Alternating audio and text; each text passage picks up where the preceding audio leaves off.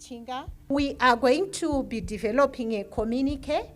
So this is a document that's widely accepted as an official statement. Strictly speaking, it's issued by somebody who is an authority to the lower roots, which is the grassroots levels. But in our case, when we come up with communiques, this is an official demand document in the sense that we have to represent ourselves. So when we are developing a communique, all we are saying is this is official coming from us, and we have deliberated on this, and we have come up with a position, and around that position there are also recommendations. So when we develop a communique, it's probably targeting that person who is the decision maker. So we can have local leaders who are community leaders, we can have national leaders who are usually our legislators or members of parliament.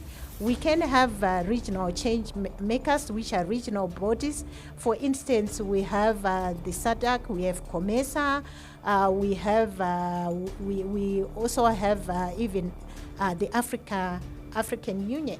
So these are our targets when we develop a communique. Lastly, the main aim of a communique is actually to put down ideas in a clear and concise manner, targeting a specific group of people, e.g., like I said, local, national, regional, or international leaders.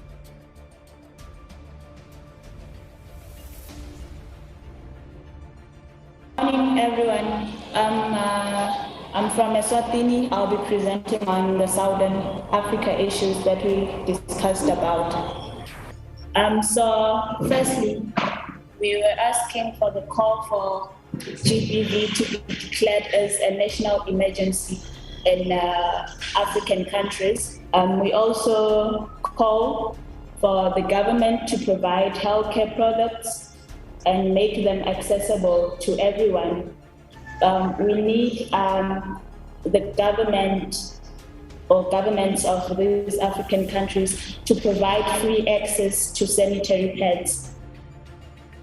Presenting from East Africa, and these are the key issues which are very common in all the countries.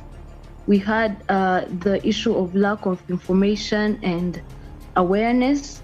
Young girls and teenagers are not informed, and we also had another challenge, which is a lack of comprehensive sexual education, which goes hand in hand with lack of education.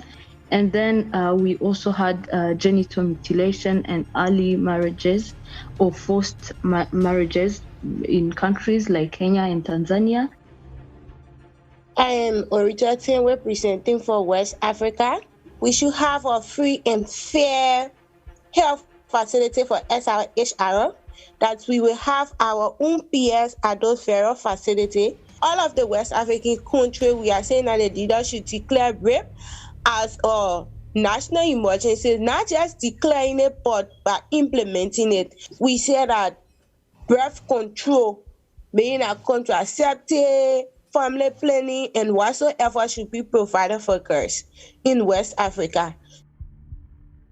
Girls have developed a communique, and girls who are here can actually attest to that. This is what we have been waiting for, why we have been here for the past 2 days, the deliberations that have been going on, culminating into what's going to be presented today by representatives of the 3 regions.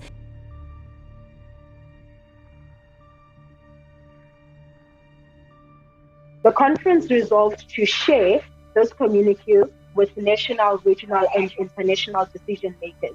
African governments are acknowledging the platforms that the continent faces and are now joining global efforts to address challenges of common interest, such as child marriage and climate change. So this is to build girls and young women's solidarity and movement across the region. We also want to advocate for the prioritization of funding for their issues as the continent rebuilds from COVID-19 growth. I'm reading this communique for West Africa. Enable and facilitate provision of comprehensive SRHI information knowledge and service provision. Provide youth government subsidies on education, SIHR, gender-based violence, mitigation and climate change mitigation. Avail environment for greater participation by girls and young women in leadership, politics, governance, democracy, and accountability. Governments need to deliberately include girls and young women in decision-making. The Maputo Protocol should be implemented, facilitate cultural, religious, and attitude shifts amongst government services providers to enable reporting and management of abuse against girls and women. The girls came together and they wrote their story. So we have got a communique, which is the immediate demands that they made. I think the beauty of it is the girls themselves accepted the platform. Moving forward as part of this campaign, what we want to see is we would appreciate your support in spaces that you are in with your beginning with your governments. May you be our ambassadors. May you talk about this initiative. May you bring us to conversations. May you bring us to opportunity. I have listened to your communique. That communique brings together a stilted voice of young people across Africa to the rest of the world, especially Africa. Governments need to accelerate efforts to end violence and discrimination against adolescent girls and young women and make sure these groups have equal opportunities in all spheres of life. First of all, let me confirm that the communique of the men is well received and will be delivered to the highest destination together with its message for consideration and advocacy in Rwanda, in Africa, and to the continent as well. Please, girls, be champions, advocates, and change maker for your empowerment and for your right protection.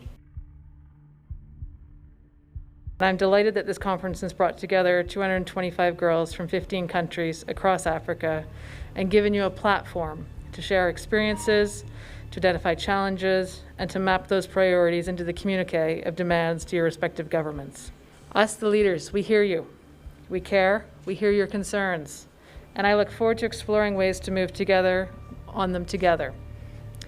With the right support, the full potential of adolescent girls can be reached, and the global community can move forward to a more peaceful and prosperous society. In line with the focus of this conference, the Zimbabwe Gender Commission would want to add its voice to need for investing in adolescent girls and young women. Investing in girls and women makes economic sense. The Commission has made several recommendations to the Parliament of Zimbabwe to eliminate all harmful practices such as child, early, and forced marriages for girls. Good day, my ladies. My name is Honorable Lorraine Mumalo. I am from the Lubombo region. I am aware of the challenges that are faced by adolescent girls and young women. One of them is gender-based violence and intimate partner violence. I promise to continue advocating and supporting to end gender-based violence in my country. I will do so by continuing to work with civil organizations and to put questions and motions in Parliament that will help our girls rise financially and socio-economically. I thank you. My name is Elizabeth Nyamayaro, and I grew up in a small village in Zimbabwe where I was raised by my gogo, my grandmother. When I was young, Gogo taught me a very important lesson of what it means to be a child of the African soil. She explained to me that to be African is to be blessed because we come from a continent that places value on compassion and caring for one another. Following more than 2 decades working as a humanitarian and having lived around the world, I can say without a doubt that being African is the best part of who I am, and that to be African is to be blessed. Today, you have taken an important step in the empowerment journey as part of this regional conference, and for that, I commend you. Always remembering that as Africans, we must always uplift each other. My name is Onyinye Mama. I'm the subcommittee chairman on handling all related gender-based violence cases. When we look into gender-based violence cases, the women and the girls fall into the most vulnerable status. It is pertinent for any state that means for the welfare of the girls and the women to thoroughly look into the cases that affect especially their women and their girls, because they spell a lot for the future. If you disregard all the cases that bother around the girls and the women, it automatically means you don't want to see a future, because the future revolves on the welfare and the good management of the females. So my commitment is going to be very strong on seeing to the future and the strength and the health and the wealth of the females come forever. My name is Makford Sibanze.